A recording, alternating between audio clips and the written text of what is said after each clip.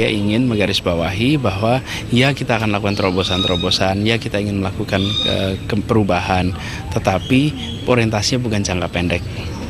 Dan itu ada hal yang dilakukan di awal. Istilah kita adalah quick wins, hal-hal apa yang bisa dilakukan cepat. Waduh, saya malah belum pamit.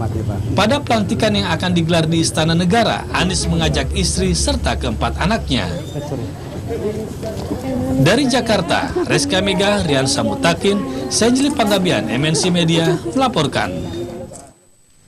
Pemirsa, lain daripada presiden sebelumnya, Jokowi menyeleksi kabinetnya dengan melibatkan KPK dan PPATK. Meski semua yang terpilih dinilai bersih, para menteri bisa saja tersandung kasus korupsi. Sebab godaan akan selalu ada setiap saat, apalagi menyangkut kekuasaan.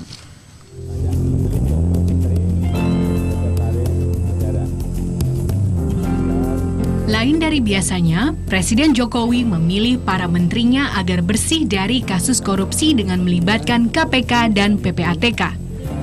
Jokowi sampai bolak-balik menyerahkan nama-nama calon menteri untuk ditelisik KPK terkait harta kekayaannya. Ada 84 nama calon menteri yang diminta Jokowi untuk diketahui rekam jejaknya. KPK menandai para calon menteri yang dinilai bermasalah dengan kode merah dan kuning. Mereka yang diberi tanda merah dan kuning ada yang berlatar bekas petinggi BUMN, politikus, bekas ketua lembaga tinggi negara, hingga pengusaha. Semua calon menteri yang mendapat warna merah dan kuning atau catatan KPK tak ada yang terpilih. Jokowi ingin mendapatkan orang yang tepat dan akurat.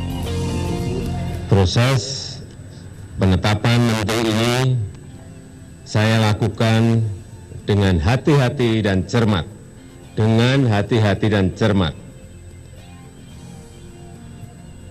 Ini menjadi keutamaan karena kabinet ini akan bekerja selama 5 tahun. Para menteri yang terpilih bisa saja tersandung korupsi sebab godaan selalu ada setiap saat, apalagi menyangkut kekuasaan. KPK tidak pernah menjamin bahwa nanti orang yang tidak punya catatan pun itu akan tidak korupsi nanti ketika menjabat sebagai menteri. Karena ketika seseorang itu diberi kekuasaan, maka bisa saja orang itu menjadi lupa. Kalau dalam catatan ICW memang kami mengakui masih ada orang-orang yang punya catatan khusus dan masih punya problem hukum di masa lalu yang belum tuntas, yang masih diangkat oleh Jokowi JK. Setelah pelantikan, Kabinet Kerja Jokowi JK pun akan memulai tugasnya dan kini rakyat menunggu hasil kerja mereka. Dari Jakarta, Tim Liputan MNC Media melaporkan.